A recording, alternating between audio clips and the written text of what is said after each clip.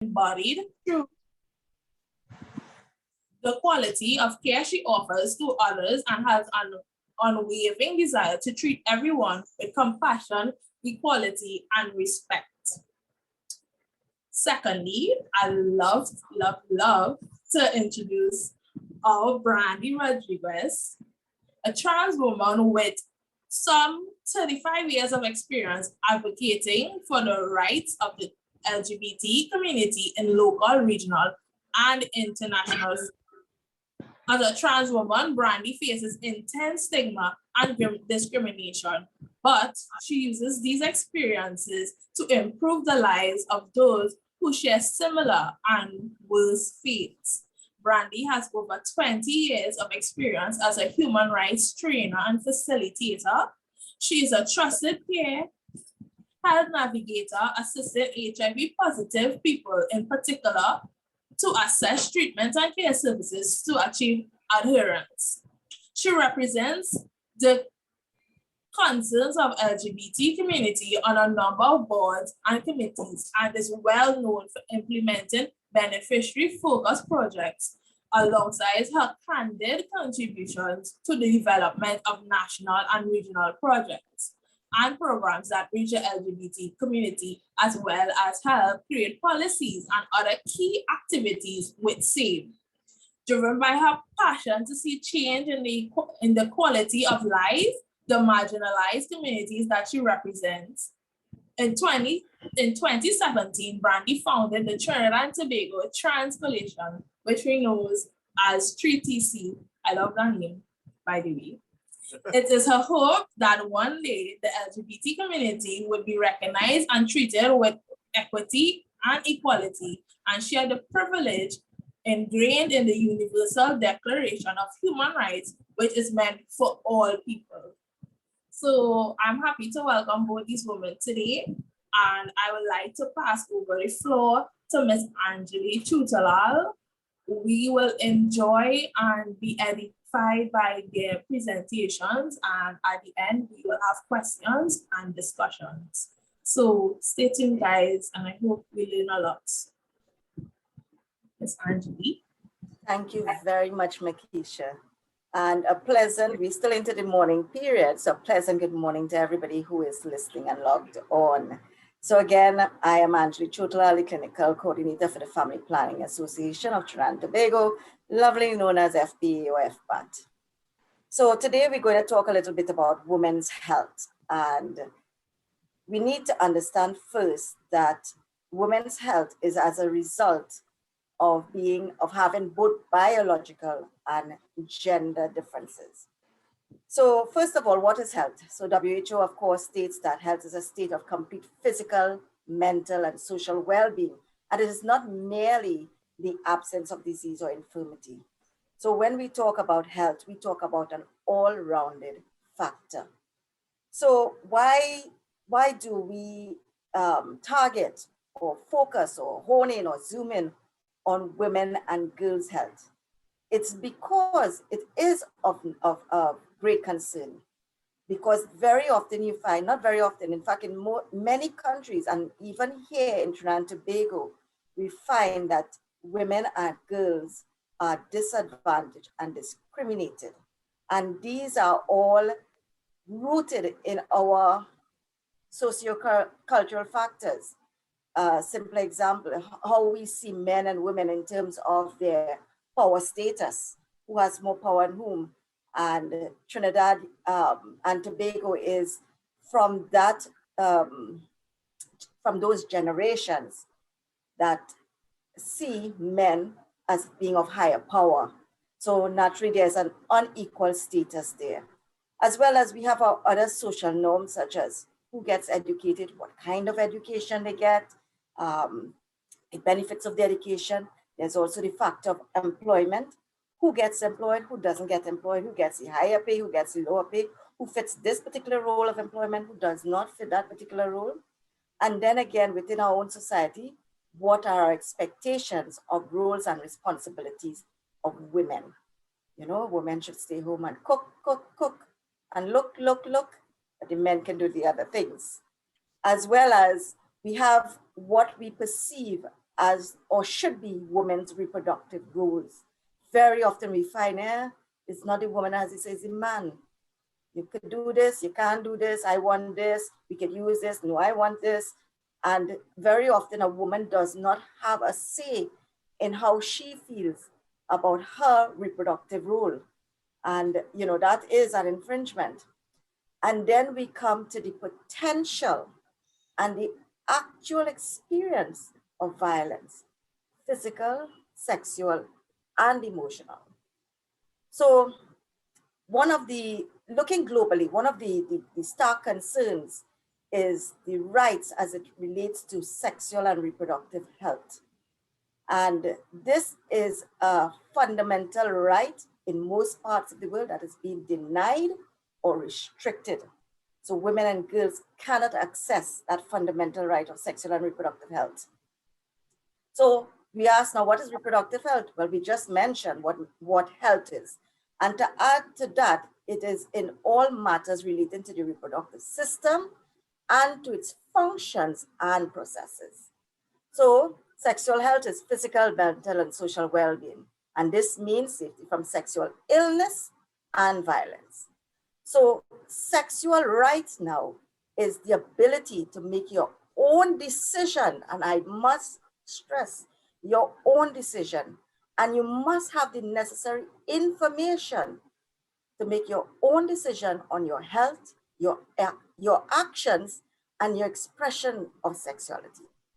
So it implies now that persons are able to have a satisfied and safe sex life, and they have the capability and the freedom to decide to reproduce if and when and how many when they come to that decision. So this all came to light in a conference in Cairo.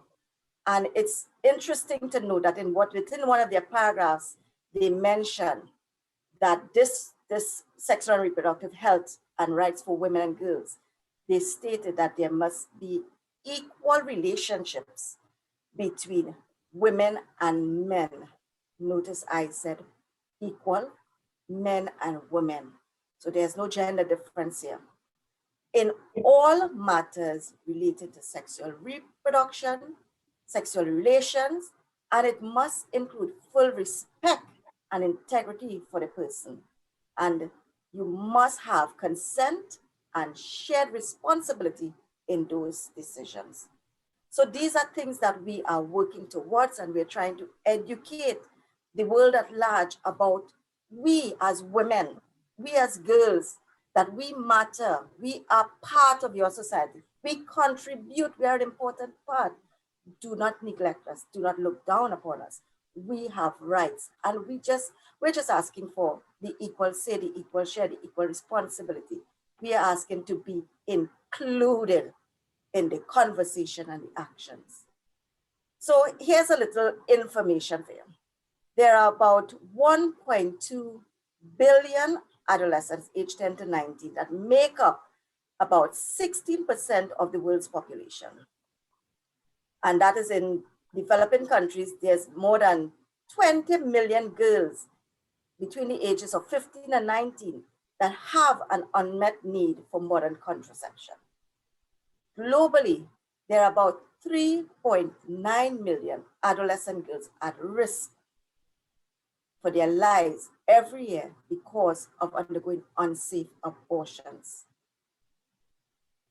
2 of the leading causes of death for adolescents in the developing world is maternal mortality and AIDS. So, there are things that are happening, and you can see the direct relationship between the power struggles, the power imbalance, and the challenge to access services, the restrictions on rights, the infringement on rights. So we are seeing a direct effect as a result of this. And then this already exists. What about the COVID-19 pandemic? That has just increased everything. So with the COVID-19 pandemic, we saw an increase in unintended pregnancies, unsafe abortion, increase in STIs, increase in gender-based violence, pregnancy complications, maternal health, and newborn deaths. So having added restrictions on women's and girls' right and health, it just increases their ability to access and be treated as equals. So what do we do? Well, ladies and girls, gentlemen, and whoever is logged on, we have the necessary resources to make that change. And changes can come through education, information, your websites, and clinics. So I work at the Family Planning Association. So we are a non-governmental organization. That means that we are not governed by the government. We are not private. We exist in a manner of speaking to help our society at large. We have over 65 years of experience in sexual and reproductive health, and that's older than me. We are also an accredited member of the International Planned Parenthood Federation. We also fall under the purview of the Ministry of Social Development and Family Service. We are a member of the Trinidad and Tobago NCD Alliance, and we have clinics that are in Port of Spain, San Fernando, Tobago, and outreach services where if you cannot come to us, we can come to you. That was an excellent service. It still is, but it's limited by our COVID-19 pandemic. Like the world at large, that pandemic has affected everything. So what are some of the services that we do? We specialize in sexual and reproductive health. However, we do not see you as just coming in for sexual and reproductive health. We see you as a person with health needs or non-health needs. So where we cannot provide specific needs, we make sure that you get the help that you need. So our services, I'll let you know of some of our services. We provide cervical cancer screening, and this is done through the pap smear. We do manual breast examination, so we're able to detect any abnormalities within the breast. For the men, we do prostate cancer screening. We also offer contraceptive methods. So if you're interested, you're not ready to become a mommy or a daddy, we have contraceptive means in which you can still enjoy life. And when you're ready to have a child, you can. So we offer counseling on the different contraceptive methods. And when we do that, we provide information on the natural methods available, the use of condoms, different pills that are available, emergency contraceptives, injections, intrauterine devices, also known as IUDs, abstinence, and very soon we will be performing vasectomies. Some of our medical services include doctor visits, and we have a general practitioner, which is someone who can just see generally about your health. We have a urologist, and we have a gynecologist. We also do screening for sexually transmitted infections. And the good thing about this type of screening is that the screening that we do for HIV, syphilis, gonorrhea, and chlamydia are all rapid tests. So whereas you may sometimes have to wait 2 or 3 days for a result, with the rapid tests, it's as little as 10 minutes to half an hour. You can know your result. We also have counseling services. So if you have need for counseling, we have that service. And we have a special unit sorry, I'm just hearing someone else. So what we have as well is a unit that is dedicated to gender-based violence. So we have that prevention, we have the counseling, and we have the support services. Now at our clinic, our services aren't free. And that's a common mistake I would like to clear up with everyone, because everybody thinks family planning. The Ministry of Health also has family planning clinics, but our clinics are not free because we are an NGO, but our fees are extremely minimal. And when we collaborate with partners such as the Ministry of Health or UNFPA or UNHCR or any one of the UN agencies or other European agencies, we are able to sometimes get services at no cost or at a reduced fee. So our aim is really to try and help you, the society, in terms of getting that care, accessing that and receiving a holistic care.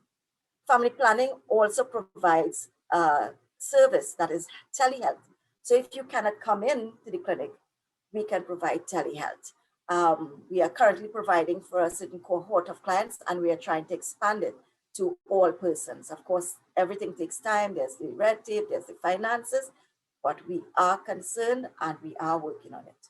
We also provide health education. So if it is for one person, a group of persons, or an organization or a school, we do that. We also do health education. So for, sorry, I said it already, training. For example, nurses that wish to get training in sexual and reproductive health, we provide that. So we partner with the Ministry of Health in providing training for nurses in sexual and reproductive health, how to do pap smears, how to do breast examinations.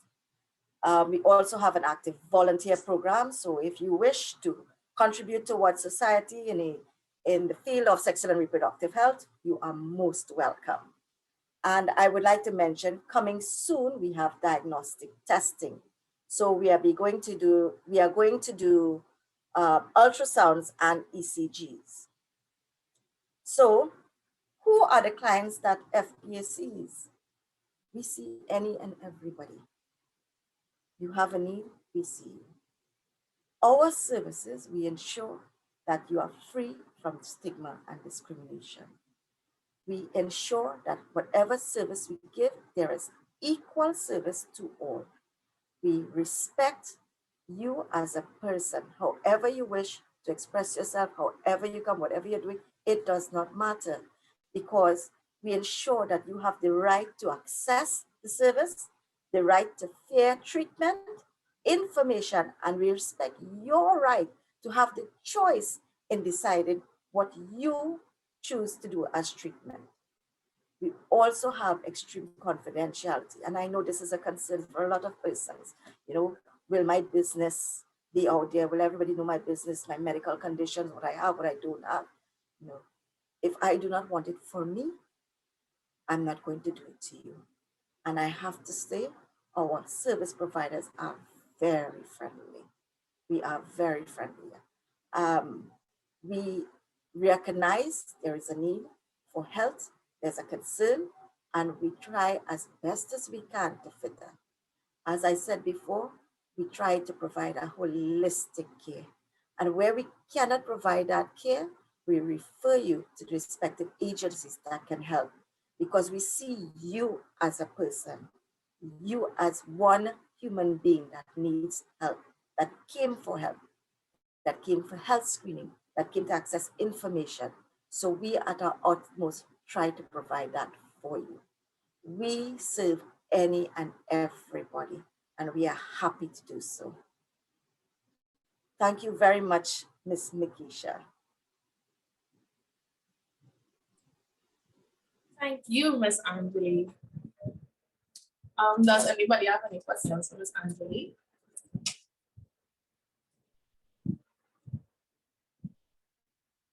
Or if they want, they can make a note, and at the end, we can always go back to it. Yes? So now you have Ms. Brandy. Hi, everyone. Good morning. I am Brandy Rodriguez, the president of the Trinidad and Tobago Transgender Coalition, and I'm the health navigator for family planning, persons who come from key population to access services, and also to give you a little more support to accessing services and other healthcare settings in terms like MRF, the Ministry of Health, hospitals, give you that moral support in terms of as a navigator to, you know, take you through the process to reduce the stigma and discrimination that persons who are vulnerable and marginalized faces. So our rights and actions for trans health and HIV, I would start by saying trans people are not sick. We are not confused. We are poorly misunderstood and negatively portrayed, even invincible in some settings. We experience discrimination and violence and suffer from a lack of access to justice, housing, education, employment, and healthcare. HIV related among deaths of trans people as a result of failure to seeking medical services due to providers' discrimination and stigma requires urgent intervention. We need gender-affirming HIV services that respects us and that acknowledge trans people as a unique population and that treat us as partners in accessing the service and also in the settings of in the clinical areas. Now, everyday trans people faces human rights and violations that harms their health and well-being and limits their opportunity to increase the vulnerability. Now, HIV has been a great impact to trans women because, as I said before, employment is an issue, and stigma and discrimination, it starts, from a young age, in the homes, in the school, and then identifying to be gay and then identifying to be trans. These are different layers and different issues that trans people come from that have been working to become, because you don't just get about there and say, well, I'm trans. It's a process. You have to first identify the gender. You have to then go through understanding sexual orientation and then the differences between sex and how you want to identify. So the health and well-being of trans people is an important emerging issue around the globe. There's a lot going on with trans women right now. And in Trinidad and Tobago, we are asking or seeking the support from a clinical agency, and we selected FPATT to be that clinic to work with the trans women in terms of gender affirming services to support the well-being for trans women, because we have to do hormone replacement therapy for persons who are transitioning and who identifies to be trans. HRT is a process each person has to go through, be it male or female. And then we still have to seek our biological health, the sex you are born to. And you have to seek health for the sex you're assigned into. So we need spaces to be, sensitized and to be trained and to be equipped and to understand the human rights violations that trans people faced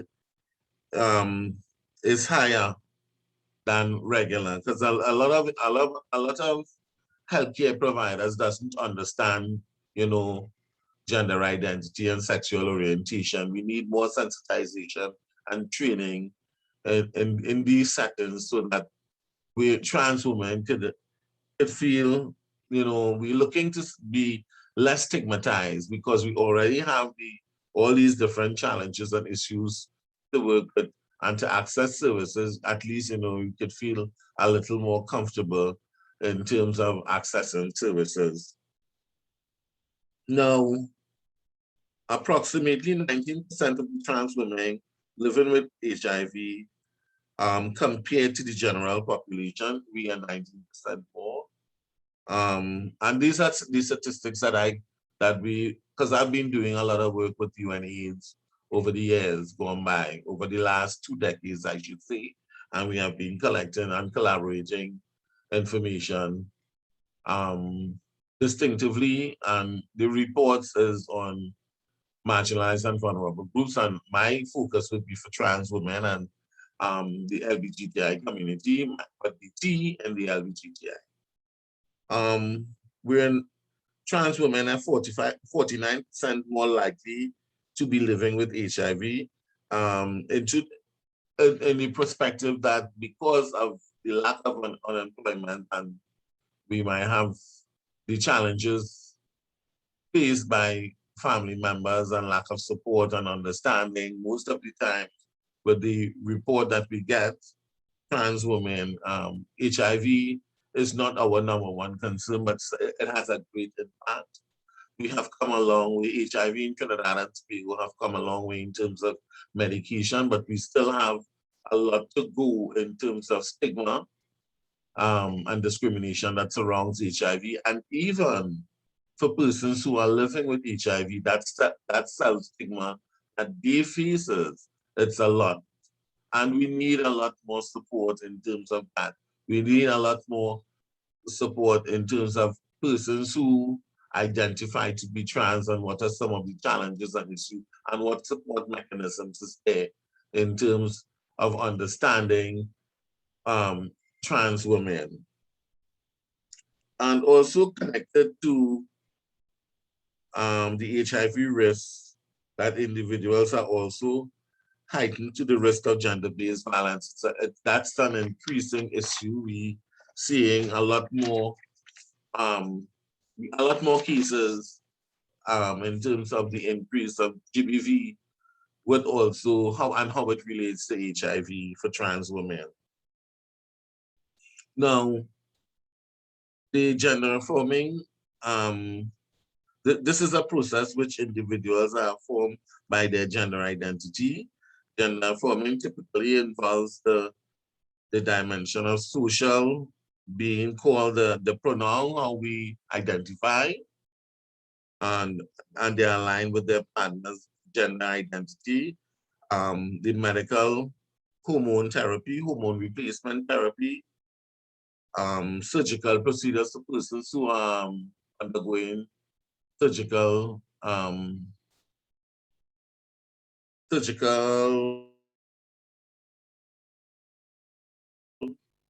procedures, I should say, and for persons who are changing their legal name and the sex doesn't identify with what the name that they're carrying and their parents. So there's a lot of, we need a lot more sensitization, because when we go into certain spaces, your national ID would always be a gender mark that would be you will have to always present as male because of the laws that is not in place for the gender mark. And the sensitization and the support we need would be for the healthcare providers to understand where we are and what is gender identity and what we are asking for in part of these services, because trans women and trans men faces distinct health risks, but shares many issues and outline in the framework of the risk taken in terms of stigma and discrimination. There's a lot of stigma and discrimination that in the healthcare settings where persons who, some of the questioning on the intake forms that relates to persons who have sex with men. Most times trans people would not, some of the questions is is the presentation of the question. There are certain ways that we are asking healthcare providers to ask certain questions that the stigma, to reduce some of the stigma and discrimination. And we know some of the questions is mandatory in terms of how to act to determine the risk factors of individuals. It is necessary, but we need to be sensitized and how these questions are being brought about, how it's being asked. And it's important to note, while the attention to trans people is relatively new, transgender is not. We have had transgender persons for a very long time now. We exist, and it might sound new to some people as we don't know what transgender is. We have had trans persons for a very long time. Trans people live their lives all over the world and they have been founded in religious texts, and there are thousands of years in which we always hear about trans. Since Alexander time, we have been hearing about trans men and trans women and non-binary persons, which never take effect because we never know what, in terms of the gender spectrum, how this is understood. Who are non-binary, who are trans, who are medically transitioning, and who are transsexuals. There's a lot of information out there that we could share. And we could also, you know, have more sensitization and training on with some of the clinics and clinicians around in Trinidad and Tobago to see if they could understand where the trans community is coming from, so that we can have more persons feeling freely to come out to access services, because these are some of the issues and challenges that trans people face. They really don't want to you know, have more stigma and discrimination added up to what is already existing.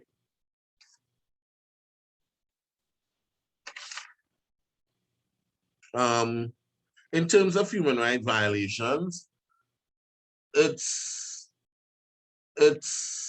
really a lot. Trans women, for the Declaration of Human Rights, we've been denied a lot. It's a lot. It's a lot that goes on. Trans, we are supposed to be treated equally and fairly, every human, regardless of whoever and however you identify, right? And for the lack of gender recognition, it starts where we understand that there's a lack. We know that there's a lack, and if we could support, if we could find a way to work around training, you know, the clinicians and nurses and institutions, it would be better for us to, you know, give the support or share the necessary sensitization and training that is required to get better or adequate health. Because the healthcare, there's an inadequate amount of information at the health centers. And you know, for persons who are accessing services, there is. So physical, emotional, and sexual violence that trans people go through, it's a lot. The information out there, we need to share the effects right now on the community are stigma, poor mental health, because of most of the time stigma and discrimination that persons faces. There's poor mental health, low education achievement, unemployment, poverty, homelessness. These are some of the issues that the trans community, both male, female, and non-binary persons come from. Effects on the behaviors on individuals, high sexual behavior risk. That's because of the fact that the employment, let's say, you know, a basic thing like earning money to pay bills, the cost of living. When you don't have it, you have to find a way. It's a means to an end. Sex work is a means to an end for most persons who doesn't have a skill, or who had, you know, who comes from different spaces, who are more marginalized and vulnerable, may not have the support of families and stuff like that. We have a lot of persons who are self-treating hormone replacement therapy, which is not really advisable. And on the other hand, there's no hormonal replacement therapy piece. No clinics is providing that. We have had a lot of education and support sessions with FPATT over the years in terms of what that gender informing services is, what kind of clinics that the community is asking for, and we have been partnering with other clinics around, like in the US, especially, to give the support or lend the support um, to, to model a training, a clinical center in Trinidad and Tobago, but we have selected FPATT to do that.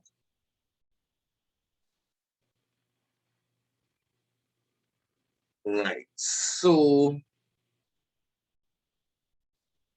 we need to start to collect accurate information and data to better understand and serve the trans community that is necessary.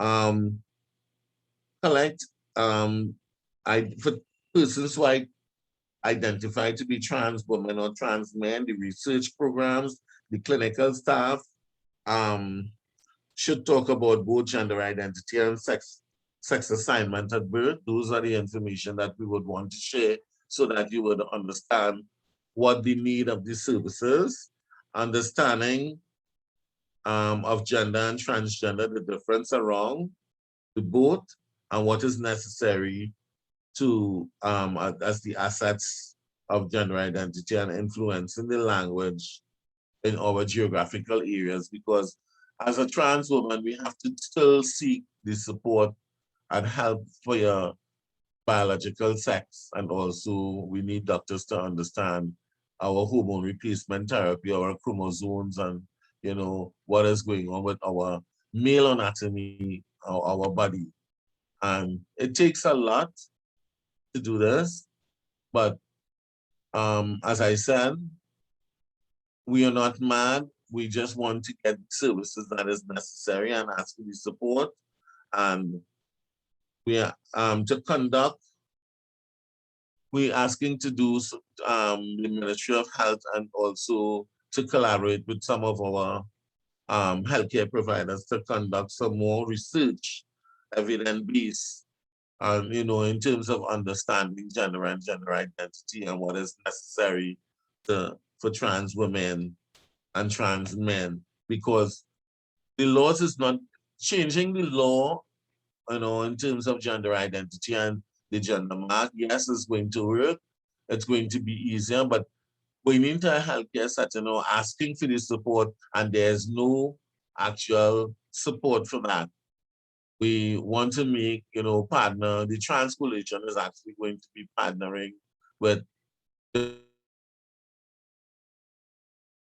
different institutions to sensitize and train the clinicians and doctors in some of these settings to make it easier for us to do a lot more in terms of what is necessary, what, you know, how persons identify and what their needs are, what the trans women and the trans males are looking for. Because it's a lot for someone to reach to the point, because most of the time trans women reach to access services when it is way gone. You know, if for as someone who tested positive, HIV positive, they get the test results and it's like you don't see them until like 5 years after or three years after. They already, when you look at the history of these persons, but you know, the information shows that you got tested, you know, 3 years ago or 5 years ago. Why didn't you access services?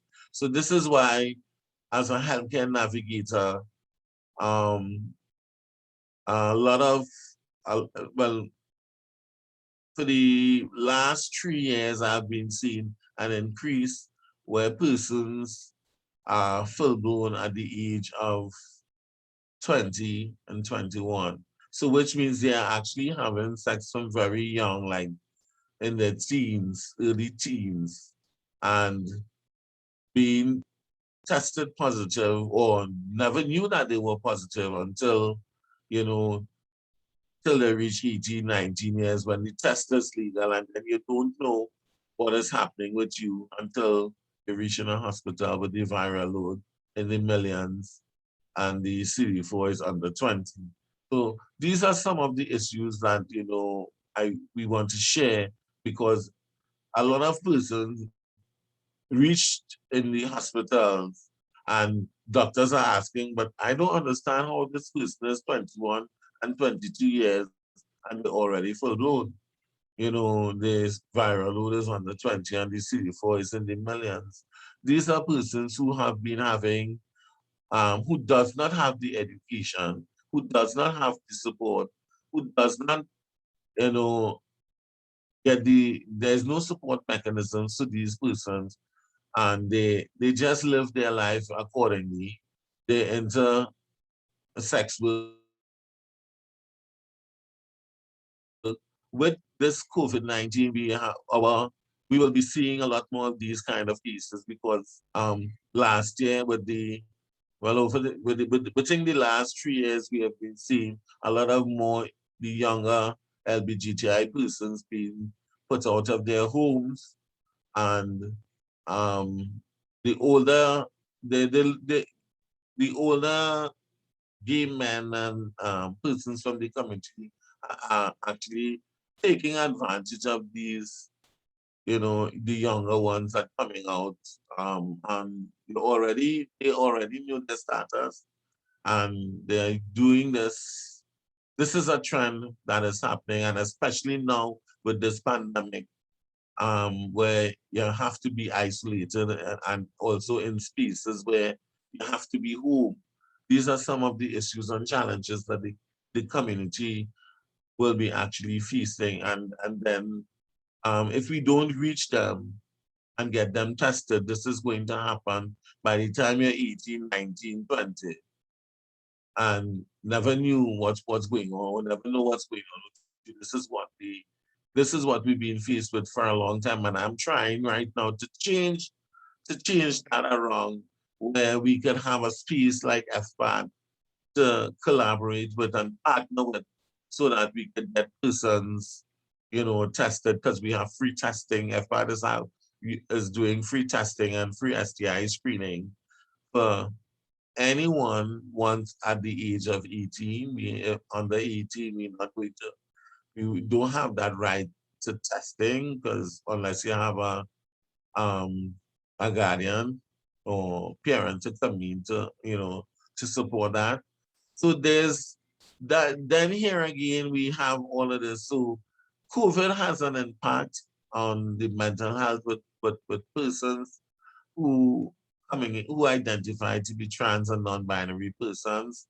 They, in terms of even with the non-binary persons who are employed but in some of these in the service area, they are going to be the last persons that are going to be called back to work, because when the business, small and medium businesses open back, they would call the persons who you know, who identifies to be heterosexual, or the gay ones who can pass without saying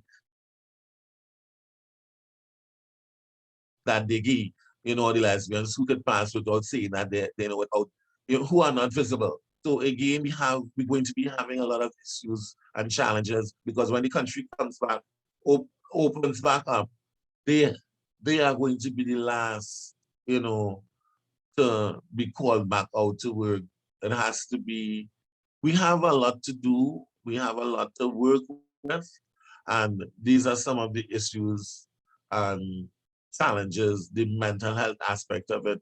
And, you know, there's not enough programs in place for the persons who have to work like this. You know, there's not enough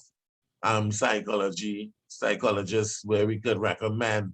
We don't have the funding for all of these for persons to access, you know, this kind of service. We only FPATT have been doing some pro bono work, but after the pro bono period is over, what are we going to do in terms of persons who need medical care, not just you know, having a conversation with a psychologist.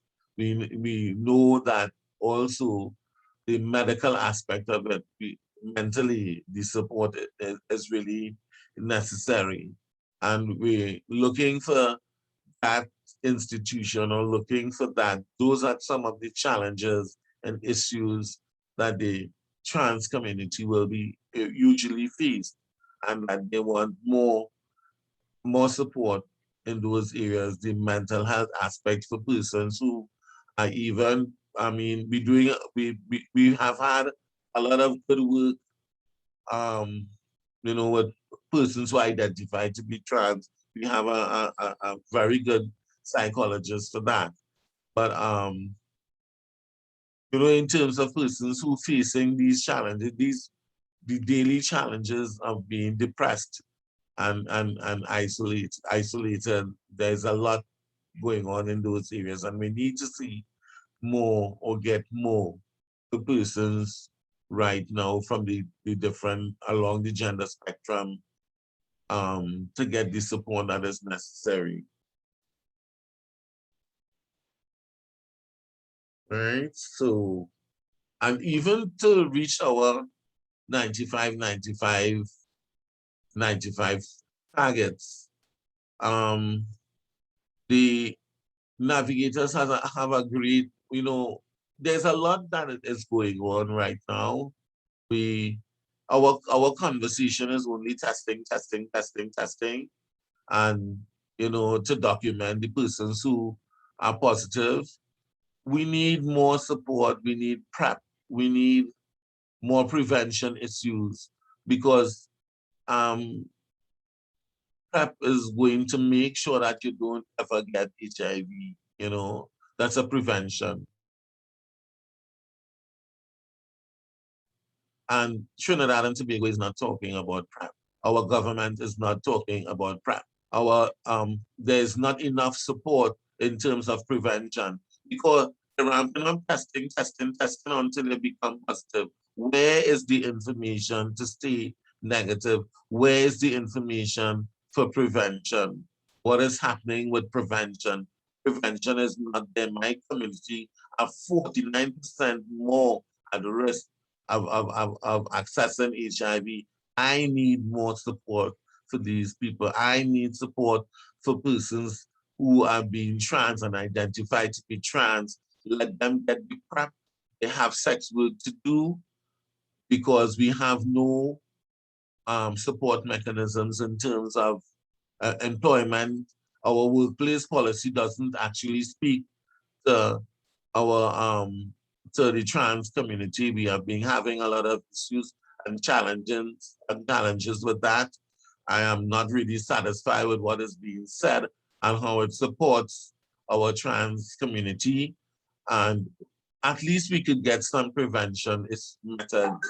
And one of the methods, I think, what we need to collaborate and fight for protection of human rights, access to health. We should be having PrEP as a choice, and because it's the only thing that could prevent our community from being, acquiring HIV, because it's out there, and it's where we are, and it's what we have to do as 90% of the members of the community are doing sex work. The very few who has career and has the support of families and all these different things, that's about, let me say, 10%. And we, as with the coalition, I mean, we can't really be working on building with the Sasha Fund, building capacity for the Sasha project is actually going to be building the trans community's capacity.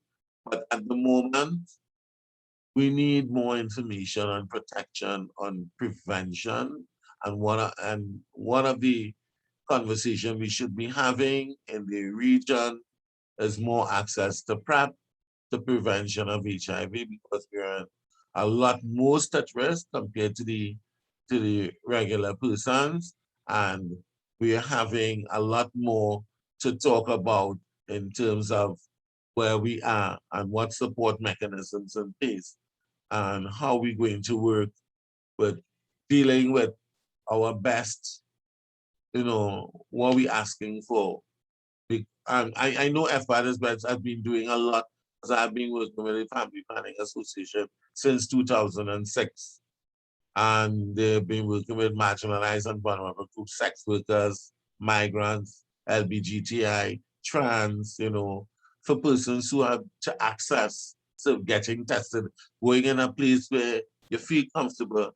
You come for a test, you just fill out a form, you present your ID, it's regardless of what the ID says, not no question asked, it's less stress. The stress level is a lot less. So again, we want to have more training and sensitization for our health providers and our clinicians, our doctors, in terms of what we are looking for and what is happening, more information on prevention and optional PrEP. It should be an issue, it should be a conversation that we're having, but we are most at risk for HIV. And this is why some of my community members have migrated. They go to these first world countries because, Brandy, we don't want to stay here and get HIV. Because you're most at risk and there's no conversation around prevention. And how the condoms are 99% safe, but you never know what could happen. You never know what could happen. Anything can happen. But when you're protected, if we have a choice where we could use PrEP, having an STI, could be treated, could be treatable, right?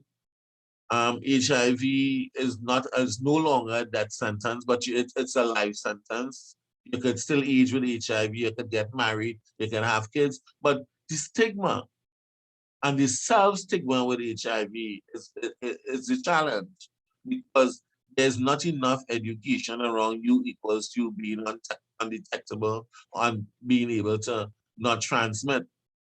The healthcare providers is not having that conversation. They want you to ramp up testing and come in and get tested and get tested and get tested. But the first thing we need to educate our community about is U equals you. Okay, you're going to test, or you have tested positive, but here it is. You're not going to die. You could live with this. We'll find a way. Let's work together. Be adherent, understand your situation, and you need to protect yourself and protect others. Hear what? You need your medication. Make sure you get your medication. You will become undetectable. You will not be able to transmit. But, our funders is still with the, looking for the numbers. It's about the numbers in terms of testing. And we want a little change, and we're asking for a little more support in terms of the prevention areas and how important PrEP plays an important part in our lives, not only for the trans women, but also for the gay men and persons at risk, and who are marginalized and vulnerable, because we have female sex workers out there. They are at risk also. Our migrants at risk. These are people who are marginalized and vulnerable. We need to have more support and put things in place, have these kind of conversation. And with the platform with FPATT and PrideTT, the Trans Coalition, and anybody else who wants to join on, to talk about prevention and to, have a discussion with PrEP, as one of the issues. I think we should be having that, and a lot more of that, not only for the month of Pride, but in general, engage with other stakeholders and, the Ministry of Health to talk about this, because it's important. It's really important. Let's raise the awareness. Let's do this together, and let's see if we can have a better understanding and better communication with government, but it has to start somewhere. And we're looking for persons to partner with to have this kind of conversations. And I'm using this platform for us to talk about PrEP and to see how best we could use this kind of conversation at this moment. So I don't know how much more time we have, but I don't know if we have any questions or anything at the moment. We're looking for, we are what, half an hour again? Yeah, half an hour, right. So I am going to leave a space for persons to ask questions and any kind of conversation with Angie and Makeisa. We could have this and then we could end the, before we end, you know, let's hear what anybody else has to say before we end, because we just have half an hour again. Yeah. Thanks for that, Brandy. Thanks for that awareness and showing the importance of us coming together as a community and standing up for everyone. Anyone have any questions? I have questions, but I would like anybody to be first. I always have questions.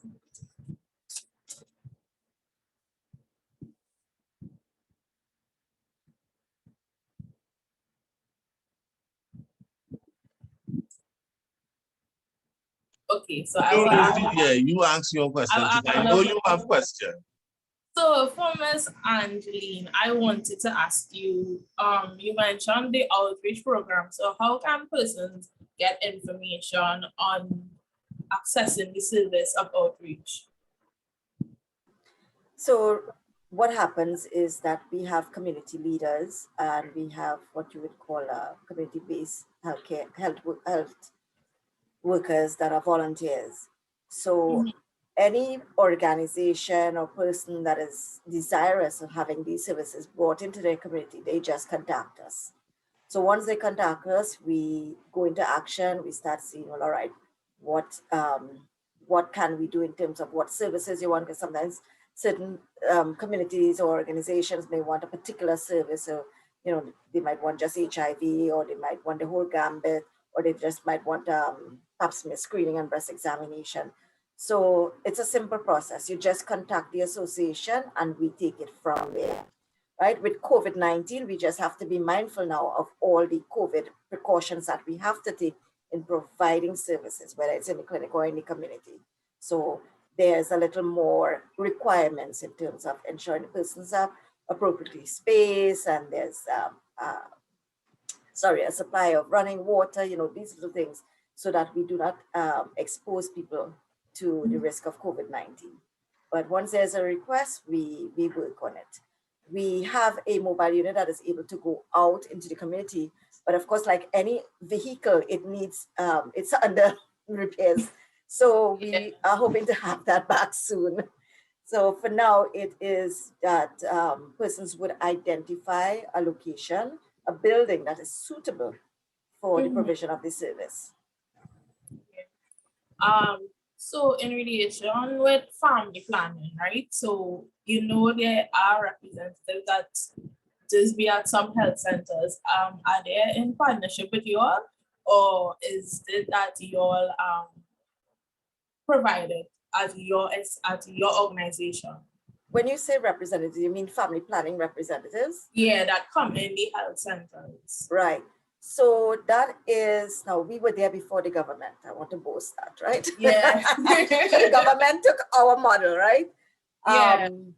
So no, so those persons are Ministry of Health.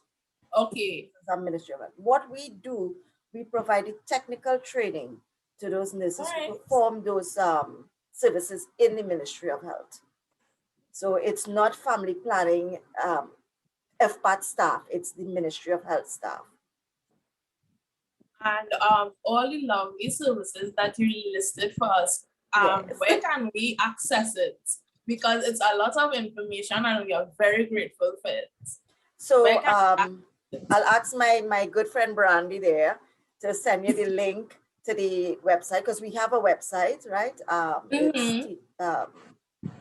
Brandy will send that to you. We also have a Facebook page, so you have to make sure that you put Family Planning Association of Trinidad and Tobago, and there's a Facebook page. So we have all the information, inclusive of the services and the prices.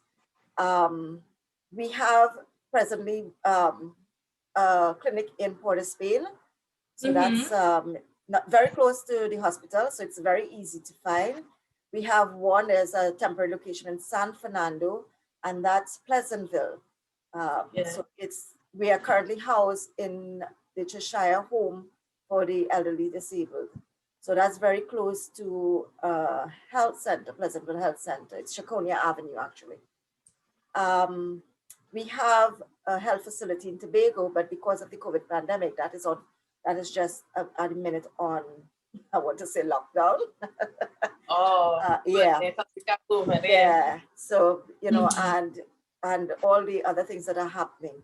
So we are really, really, like everybody else in the country, hoping that this pandemic could be gone and that we could resume our normal services, because we really do enjoy going out to our communities and providing that service, and people are so grateful. That needed service, eh? Yes, because as women, I don't think people realize the kind of responsibilities they put on us. We have to be there for the home, for the children, for the husband. And then if we don't have those, we still have other roles that we can't even access the places and go and be who we want to be. So us being able to go out is a really added value. I remember this story where a client said that, you know, she saw the van parked up, and if it wasn't that her house was like I think it was next door, 2 doors down, she would not have been screened for cervical cancer. And that was the first time she had that. So you see, we take a lot of things for granted. So we have to be a little more inclusive of all of our women and our girls, of all, you know. And then, as you said, as Brandy had mentioned, our migrant population, these people are here. They're human beings, and they are women and girls just like you and I, with needs. So, and they now, you know, we all hear of the struggles they have. No money, no transport, fear of victimization, fear of abduction, fear of violence. So going into them means that they don't have to face that extra fear. So, you know, I am really looking forward to COVID to be gone so that we could be back to providing those much needed services. So lastly, we wanted to ask, well, I wanted to ask, are there any special requirements? Sorry about my dog, guys. Oh, that's your dog. I was wondering if it's Brandy's dog, then I just remembered Brandy has a cat.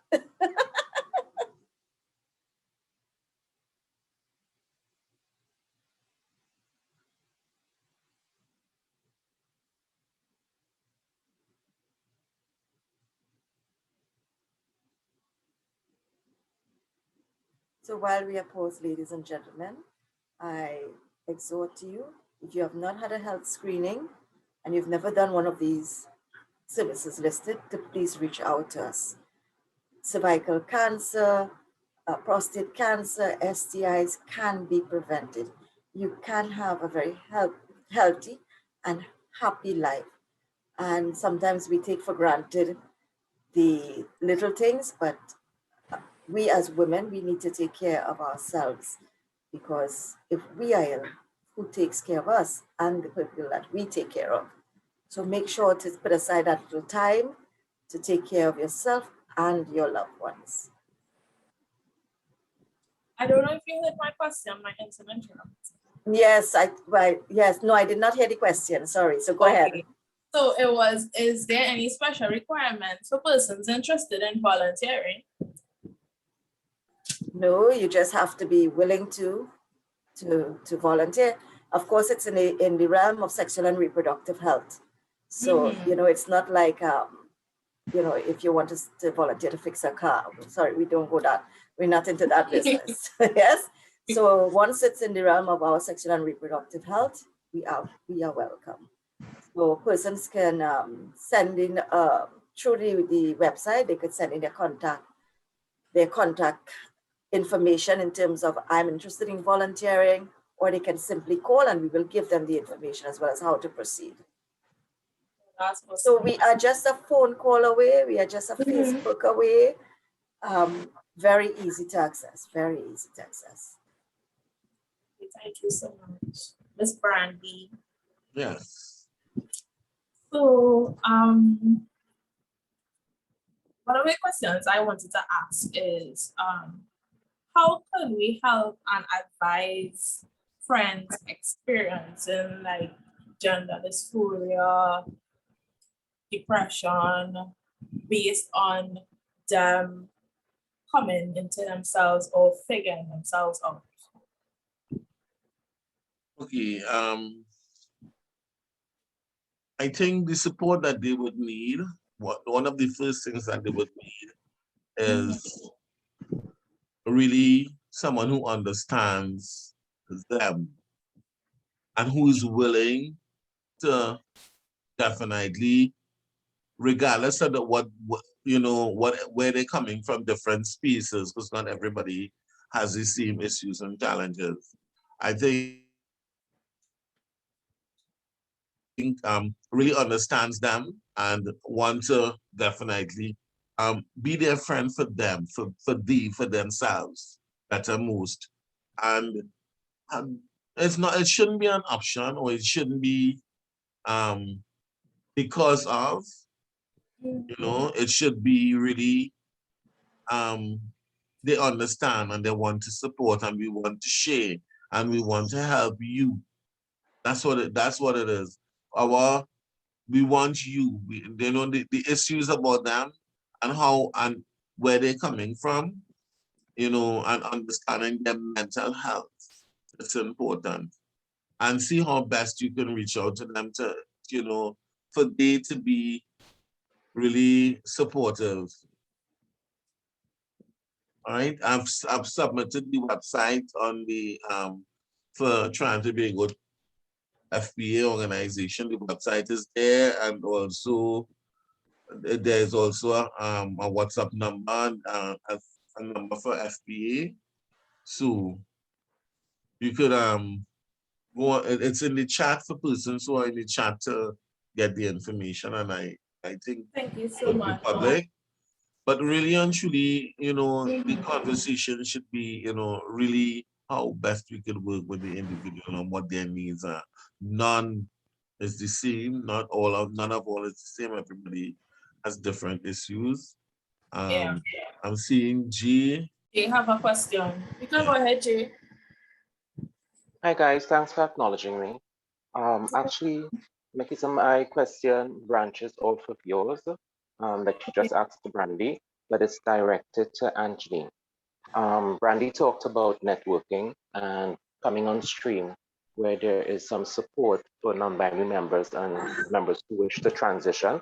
And I want to know if there is a timeline when that service will be provided, where an MTF or an FTM can seek counseling and chemical transitioning from your organization, because the issue of support where psychological help is necessary for gender dysphoria is so important, because that can lead to a state of confusion, displacement, attempts to suicide.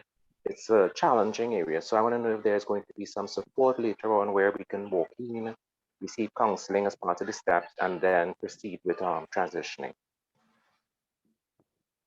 Hi, thank you so much for the question. So yes, we have the support presently. We have a counsel on board. So persons who are experiencing those issues, those concerns, those conflicts can access our counselor. And we definitely have within our timeline to be able to provide those services that are required. The problem with timeline is that it takes time, and it also takes support financially. But our aim and objective is to be able to provide all services as it concerns sexual and reproductive health.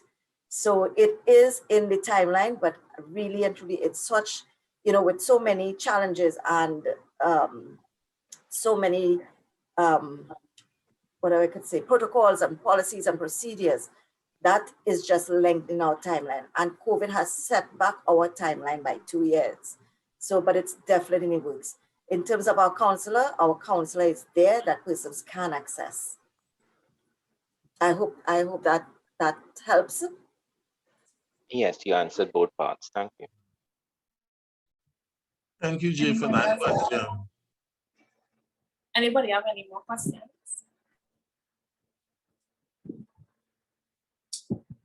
So lastly, Brandy, you mentioned that transgender is coming towards the light, and so I wanted to know, like, where can persons gain education on the trans community, like in order to learn more, create allies, to build empathy and togetherness, and I believe most things and most barriers and most bridges and gaps can be filled with education, because a lot of people act from a place of not knowing, so they just act out. So like where can people learn more? Okay, I think one of the things that we want to do, and that from the Trinidad and Tobago Transgender Coalition, now I have been doing a good work in terms of networking since 2006, being visible, and collaborating with the different stakeholders and using FPATT as that gateway in terms of to move forward with me, and also working with the Ministry of Health. But really and truly, I think the Trinidad and Tobago Transgender Coalition will be doing a lot more to reach out to different stakeholders and to also collaborate with different people in terms of understanding on gender identity, their sexual orientation, and gender on a whole, to educate, put this syllabus together so that we could share, and so that persons will be it's actually a conversation with the senior management team, well, actually the management team at the TTC in terms right now, because we want to put this proposal together, and we actually have put something together, but we're waiting on the funding to actually to enroll or put this out there. So it's something that is going to, I suggest that by September this year, we should be, having more collaboration and more talks with different stakeholders in terms of education. And I'm really glad that we could reach out to, different people and use this platform, to talk more about what some of the issues and challenges are, and how best we can find answers to some of the issues and challenges. Because as you rightfully say, education is a gateway, and it can open any door, and that's where we want to go. That's the direction we want to go. But yet still keeping in mind that we need to, it mustn't be only the TTC, but it could be, a collaboration with FPATT, PrideTT, UNIPride, all of us come together and find, to push this, forward, because it's going to be necessary. Yes.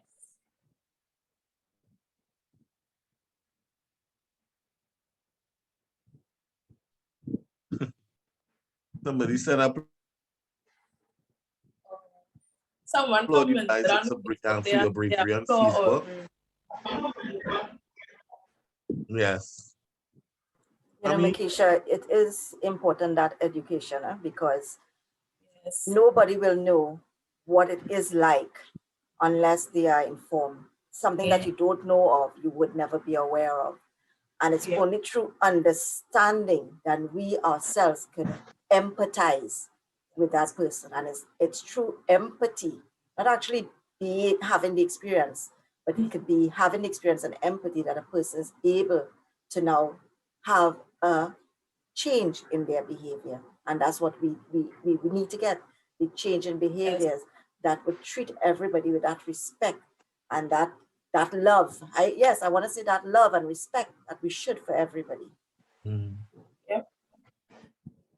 And I believe that is important that our healthcare providers get it as well, because I just think that in school we learn empathy, we learn building rapport, but as people grow, they have the notion of implementing their subjective opinions and stuff instead of staying objective. And I just think when it comes to healthcare and someone's life, because as healthcare providers, we hold people's lives in our hands. And as we can have a big influence, like when someone is actually coming towards you for help and they feel that they can't create a rapport, they can't trust you, that is a life that we could have made better, that we lose the opportunity to. So like, I just believe going forward, healthcare providers really need to be sensitized, because we need to know that yes, we have our subjective feelings, but when it comes to healthcare, we need to put that aside and go in an objective way to provide the most high quality patient care. Because at the end of the day, that is what we are there for. We are there to provide patient care and save lives and be that person. That's what we signed up for. So in certain instances, we really need to put us aside, because someone coming towards you, they're not infringing on your beliefs, on what you stand for. So you shouldn't give off that just because of what you believe. What you believe don't have anything to do with them or the care they need at the time. So that's a big thing that we need to deal with in Trinidad. I've been seeing it. I'm in it. I talk. I don't really care how people feel about it. I will keep on talking. It's something we really need to deal with. That's a big thing for our healthcare providers. We need to fix. And So- if education is the way, I hope to join with anybody to enforce that. So I recall hearing a conversation, could be last year or the ending of 2018, where one of the affiliative groups had identified that as a real barrier in persons accessing It healthcare. certainly is. And the conversation centered around having health education sessions with the healthcare providers. Yeah. So I know there is some work going on, but I'm not able to tell you where it's reached at, but that has been identified, and there's good news and fingers crossed. The thing It is had that a we will have seminar to, last year with UE Northwest Regional Health Authority and correct. Yeah, that was really nice. Yes. If we can have more of that, yeah. Exactly. So I think that's their aim. And you know, it's just like a child, when you have to get behavior change, you have to keep repeating. You have to keep repeating until the desired, and it's a positive desired effect has happened. I agree. Does anybody have any more questions? We still have 5 more minutes, so I could give my closing statement in the meanwhile people think about their last question, and I don't know if Angie would want to give a closing statement. For me, I think honestly, for the 3TC and this kind of collaboration with PrideTT and FPATT, we could really carry this flag in solidarity for to show where the gaps are, and how disconnected how much more needs to be done in terms of building, or ending stigma and discrimination in some areas in the healthcare settings. So for some marginalized groups or marginalized people, and I think we need to get more discussion around PrEP. It's really important that we discuss this and have more conversation, and let's use let's collaborate on one of these, to bring it forward, because this is prevention that we're talking about. And Trinidad and Tobago, we have 1 million persons, 1 million plus people, and COVID killed so much, so we still have 1 million people, and we need to speak, you know, and educate people how important prevention is. It shouldn't be left out. It should not be, you know, because the minister say this and that. No. And you know what? We have too much human rights NGOs. We have too much people working in this field to have these things just, you know, nobody talks about it. Nobody is sharing, you know, they just hear that and they just say, well, you know, you can't. We need to talk more. We need to have more negotiation. Government need to understand that, okay, there's a community out there that need the support, and it's not about my personal biases or beliefs. Take that out of it. I remember last year in the 31st of March 2020, when I went to a stakeholders meeting and the PS for Social Development distinctively saying, we are not going to work with your community, HIV and sex work. So we know that the discrimination is there. It's in high places. So we need to make sure as vulnerable groups and marginalized persons collaborate, and let's make our message stronger.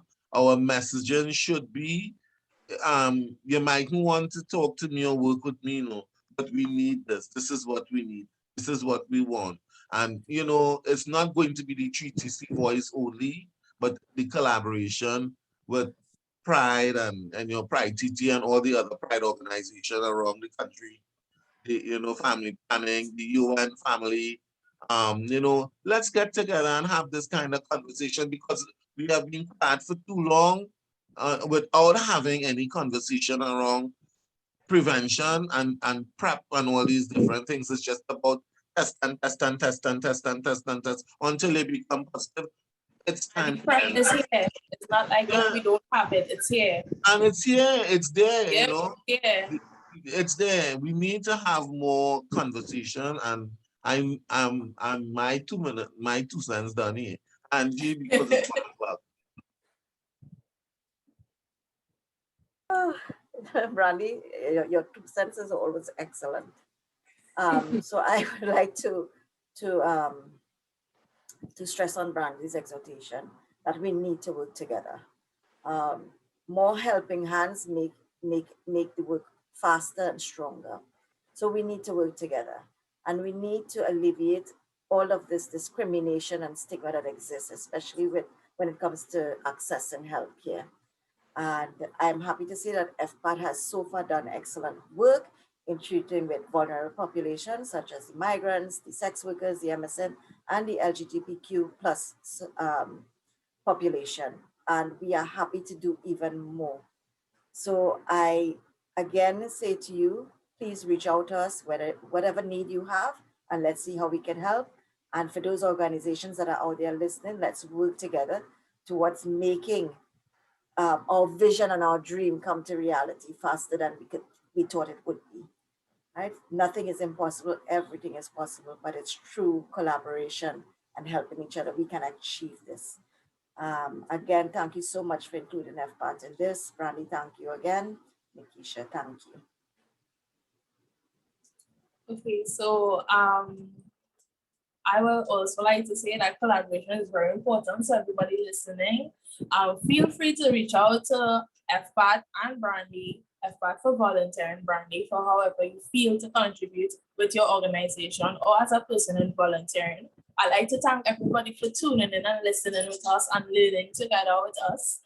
I'd like to thank everybody on this Zoom call, especially Miss Brandy and Miss Angelie. And again, thanks for coming and talk to us today. We really appreciate it. We have learned a lot. And yeah, guys, up next, NCDs 130. See you there. Bye, everyone.